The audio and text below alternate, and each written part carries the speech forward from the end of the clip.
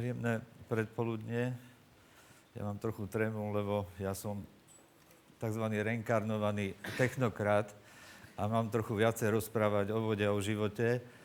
A vyštudoval som vlastne priehrady a tak sa nejak život so mnou pohral, že keďže som chcel študovať umenie výtvarné a potom architektúru, ale nejak som sa dostal na priehrady, tak vlastne po skončení školy som začal trochu rozmýšľať, že čo budem ja robiť, tak som sa dostal na Akadémiu vied, na Ústav hydrológie, kde som začal trochu ináč vnímať vodu, ako sa bežne začalo. To boli 80. roky. A život sa tak pohral, že nakoniec som skončil ako nezamestnaný za sociku. Takže vlastne po sociku som začal riešiť niektoré tie súvislosti, ktoré by som rád vám prezentoval. Tak celá táto story sa začala v oblasti Tichého potoka. To je malá dedinka, kde žije asi 400 ľudí, teraz už menej. Vtedy tá dedinka bola traumatizovaná výstavbou priehrady a keďže som vyštudoval priehrady, tak vlastne mal by som to nejak posúvať ďalej, ale my sme vlastne s kolegami navrhli alternatívu, volala sa to Modrá alternatíva. A tu je zobar záberov, že čo sme robili. V podstate jeden taký typický príklad. S dobrovoľníkmi sme robili také smiešné veci, ktoré sa dosť zosmiešňovali v tom čase. Vlastne a výsledok je toto tu. To znamená, že obnovená krajina, to, čo vlastne, keď vnímame minulý rok a vlastne posledné roky, že ako sa to deje, tak vlastne není to jednoduché. Celá tá agenda sa potom preniesla do Tatier, tam sme mobilizovali, mali sme množstvo mladých ľudí, dobrovoľníkov, brigádnikov z 26 krajín sveta pri obnove tatranskej prírody. A my sme namiesto sadenia stromčekov robili zase takéto veci, nechať vodu v krajine, pretože vlastne tam, kde je voda, tam je život, tam rastie nový život a prináša dobré podmienky pre nás všetkých. No a keďže my vlastne ako my vodohospodári a technokrati sme vymysleli takýto systémy, vidíte, toto je zapečatený zemský povrch, taká je filozofia naša, takéto rigoliky, celá filozofia kanalizovania, posielania vody preč, vyústila istým spôsobom aj do traumatických povodní, ktoré boli minulý rok. Toto zrejme poznáte a vlastne celý ten systém, ktorý sme ako si zabudli na tú vodu, orientuje sa na tzv. Zmenu toku látok a energie v prírodných ekosystémoch. To znamená, že z tohto zabetonovaného, zapečateného zemského povrchu sa voda nevyparuje, ktorá by ochladzovala prostredie, ale mení sa to na tzv. Citeľné teplo. A tu je vlastne taká pravda, že cesty Karpát, to znamená, keď zoberieme celý karpatský oblúk, po tých cestách stekajú všetky tieto vody, dažďové kvapky, ktoré odtekajú preč a vytvárajú katastrofálne povodne tam, kde my žijeme.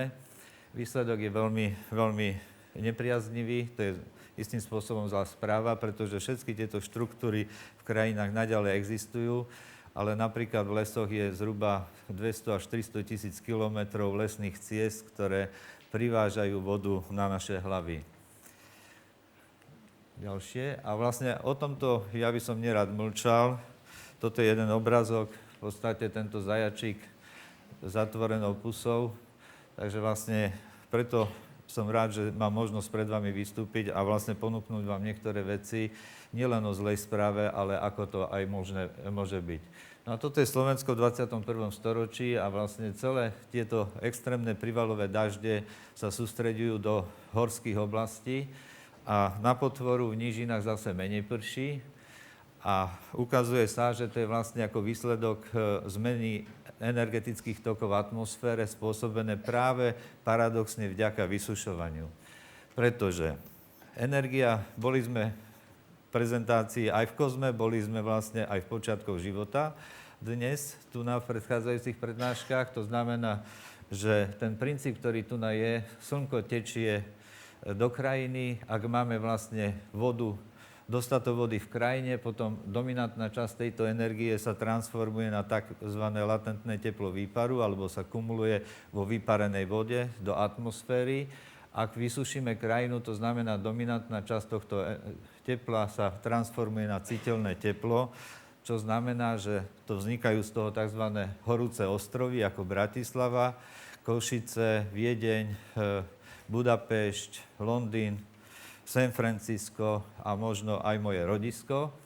To znamená, že celý ten princíp spočíva v tom, že vznikajú horúce ostrovy, ktoré potom vytlačajú mraky do kopcov a tie sa vlastne potom v oveľa extrémnejších prípadoch vylejú a spôsobia katastrofu. To znamená, tá nová podstata tohto poznania je, že voda tečie z hora nadol do nížin, nás zaplavuje, ale zároveň aj vlastne voda tečie z dola nahor, pretože my vytlačame mraky do kopcov a preto v nížinách menej prší a v horách viacej prší, tak ako vlastne je to poznanie v rámci Slovenska. No a prečo to tak je? Lebo máme prevrátené hodnoty v ochrane vody a vlastne naďalej sa učíme aj na našich školách, na univerzitách, všetky tieto princípy, to znamená, ideme z hora nadol a vlastne kľúčová je kvapka vody. A keďže vlastne sme zabudli na to, že potrebujeme, aby čo najviacej dažďovej vody vsiaklo do pôdy a viacej sa vyparilo, tým pádom to už nefunguje, to znamená, menej vody vsiakuje do krajiny, menej sa vyparuje, tým pádom sa vlastne menej vody recykluje v malých vodných cykloch a výsledkom je, otvárajú sa nožnice pre extrémy počasia, extrémy, ktoré spôsobujú katastrofy, tornáda, živelné pohromy, náhle zmeny teplot, náhle zmeny počasia, povedzme z 30 stupňov na 5 stupňov, z 5 stupňov na 30 a spustu iných vecí, chaotické turbulencie v atmosfére, ktoré sú spôsobované práve nedostatkom vyparenej vody v atmosfére. No a to bola zlá správa. Dobrá správa je, že to je jednoduché riešiteľné, pretože viacej vody saturovanej a infiltrovanej do krajiny sa viacej vody vyparí a sa recykluje v systéme viacej vody a výsledkom je, že tie nožnice extrémov sa zatvárajú a potom vlastne prší oveľa viac, ale tzv. Mäkkých zrážok, pretože do obedu sa nám voda vyparí a po obede vlastne môže sprchnúť a celkom priateľné a nie takto, ako my sme zažili povedzme minulý rok a posledných minimálne 20 rokov zažívame. No a to znamená, že vlastne celé to postavíme na nohy. Slovensko je typické tým, že máme dve prevrátené pyramídy. Jedno je Slovenský rozhlas, druhý je Mestský úrad v Košiciach na terase, malička, tiež prevrátená pyramída. Takže mali by sme začať od kvapky a keď vyriešime kvapky, aby saturovali, vsiakli do pôdy, potom máme vyriešené ekosystémy, máme potoky stabilné, máme rieky, ktoré nás neohrozujú a potom je nám vlastne oveľa ľahšie žiť a nemať problémy. No, my sme to nazvali ako New Water Deal.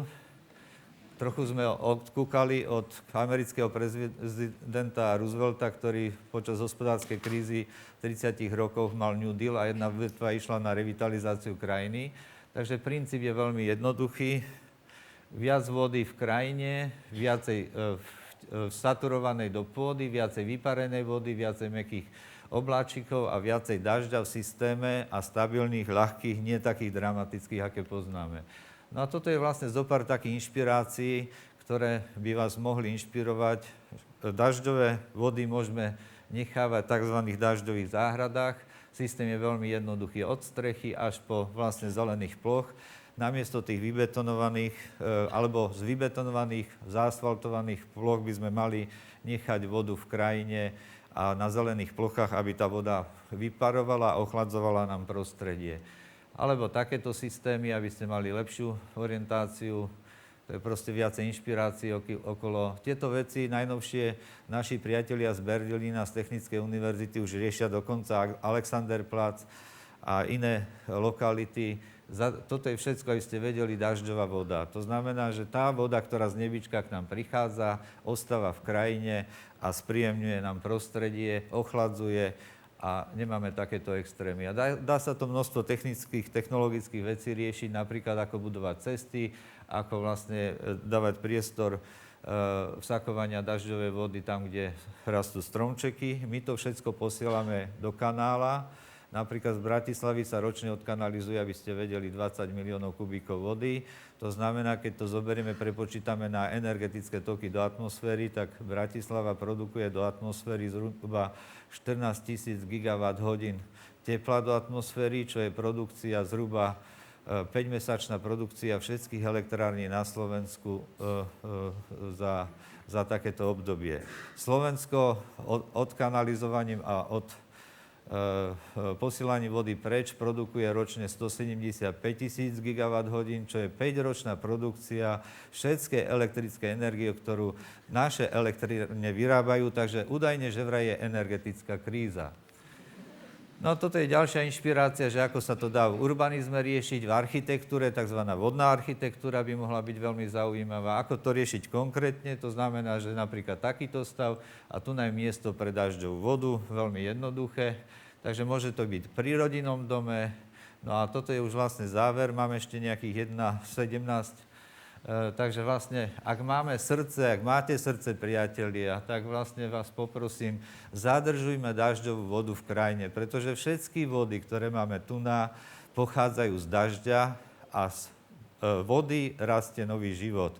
To znamená, tak ako plodová voda, tak aj vlastne všetká voda, na ktorej my sme závislí, to je jediná vec na svete, na ktorej my sme závislí, na to, aby sme mali stabilné počasie, stabilné ekosystémy, lebo vodu, kto likviduje život. A pokiaľ viem, existuje zákon o treste. To znamená, že keď niekto zlikviduje život, tak je trestaný a ide do väzenia, priatelia. Ja sa teda pýtam, že vlastne my, čo likvidujeme vodu, prečo nie sme trestaní za to, že likvidujeme život. Tak vám veľmi pekne ďakujem. Veľmi vás pekne prosím, ak môžete vo svojich vlastne rôznych riešeniach využiť, či vo vlastnom dome, či vo vlastnej firme riešiť zadržiavanie dažďovej vody tam, kde padá. Toto je naša perspektíva a to základné posolstvo. Ďakujem pekne.